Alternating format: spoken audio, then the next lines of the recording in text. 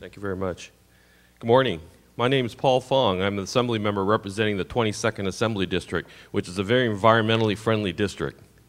The 22nd Assembly District includes Cupertino, Mountain View, Sunnyvale, 80% of Santa Clara, and 10% of San Jose.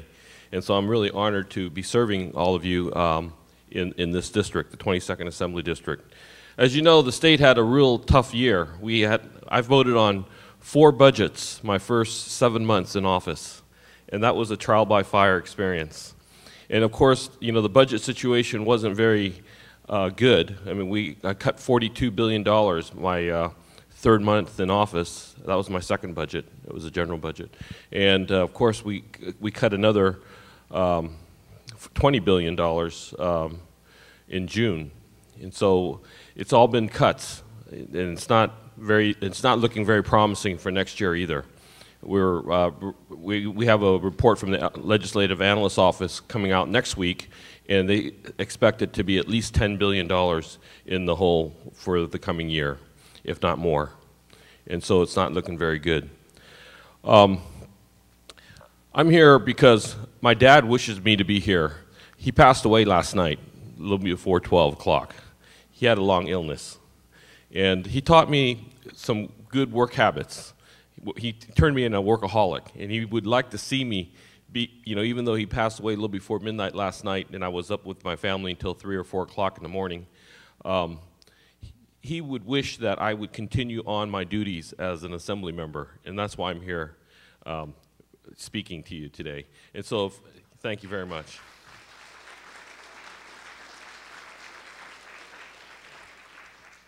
He taught me good water stewardship too, because I was the water boy in the nursery. We grew up in a flower nursery, and I used to be in charge of watering the plants and the flowers in the nursery, and so I appreciate and respect water very much. And so water is something that's really important to me. In fact, this year, the Sierra Club had me sponsor their only bill. It was a water meter bill.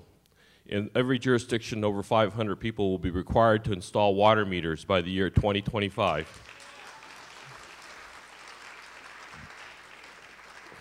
And I was honored to be chosen by the Sierra Club to carry their only bill of this year. And so that's why I consider myself an environmentalist at heart. I was supported strongly by the Sierra Club in my candidacy, and if it wasn't for the environmentalists in this community, I would not have been elected. So thank you very much for all of you who casted your vote for me. And thank you for having me here today to speak to you at this Creeks and Watershed Conference. I'm delighted to be here, both to talk to you regarding my perspective on the restoration of urban creeks and the funding of this restoration, but also to hear from you on your ideas on what can potentially be done at the state level to help facilitate this vitally important work that you do. I've always considered myself to be an environmentalist, as I said earlier. I see good environmental stewardship to be in many ways irrevocably linked to social justice. Access to clean water, to unpolluted air, and land that is free of toxics is an issue that has reached a critical point in the history of our planet. Every citizen of our great nation should not have only access to a clean environment, but also to thriving areas in nature where diverse living organisms, plants, birds, fish, small mammals can help to educate and help people realize the connection between their decisions and the land. Water access has been an issue that's been hotly debated in the legislature in recent weeks in our state over the last several months, but too often the conversation and the funding don't trickle down, so to speak, to the local level in addressing the still fragile ecosystems that are urban creeks and watersheds. Too often the conversation and the funding are channeled to flood control and mitigation projects rather than to overall goal of concurrently creating living creeks and streams, and to prevent erosion and toxic runoff that destroy fragile plants and living organisms, as well as fish and the birds that rely on these plants and organisms to survive. Restoration and maintenance to living streams and watersheds is also crucial in order for our children and those who come after us to have future access to nature, not just in city, county, state parks, and open space districts, but in our own backyards. For decades, centuries even, we've been focused on development, and too much of what we have accomplished has been done on the expense of water systems, our land, our air, and the creatures with whom we share this planet with. The challenges that face in this critical work that you do not only lie in obtaining funding, but also ensuring that the various parties, including environmental organizations, cities, counties in our area, the Santa Clara Valley Water District, work together in ways that are collaborative in addressing the many issues that will contribute to rebuilding our creeks and watersheds, but also in ways that are holistic and synergistic. Now I know that perhaps the biggest issue in recent years has been funding. The state's Urban Streams Restoration Program, which in fiscal year 2005 granted $401,000 to the restoration of Students Creek, a project that was sponsored by the City of Cupertino and co-sponsored by the County Santa Clara Valley Audubon Society and supported by upstream release of steelhead trout upstream facilitated by the Santa Clara Valley Water District. Unfortunately, funding from the Urban Streams Restoration Program has been disrupted by the state's fiscal crisis and by the freeze on bond funds. The California Natural Resources Agency and the Department of Water Resources are moving ahead with the initial review process and are concurrently conducting site visits to projects under consideration contingent on the availability of grant funds.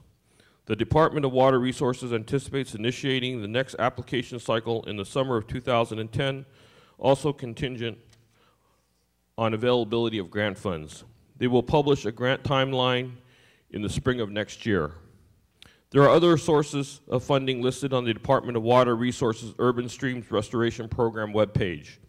I truly believe that one of the best ways to obtain future funding will be to collaboratively apply for funding in creative ways with other like-minded organizations in order to more fully address the competing concerns related to our creeks and watersheds in holistic ways. Silicon Valley is known as a hub of innovation related to the high-tech industry and to biotechnology. We must think in new and innovative ways in order to help solve the issues facing our creeks and watersheds. We owe it to our children and those who will come after us. Many thanks for inviting me here today, and I'd be happy to answer any questions that you may have or to hear your concerns and also potential ideas for which I can be of assistance to you in your struggle. Thank you very much. Mr. Fong, thanks for coming today. The new water bond that was just passed is pretty controversial, and I know there's some good and some bad in it. Are you able to tell us, and I know it's a very complex bill, but is there any good in there in terms for money for stream restoration and that sort of thing? Do you know?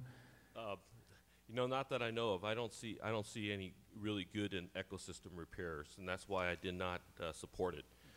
There's not enough for ecosystem repairs in the bond measure, and it's just set up so that we could build a peripheral dam, peripheral canal, and dams, and that's something that I'm against, and so I did not support the water bond, and so I did not support the water policy as well. Very good, thank you.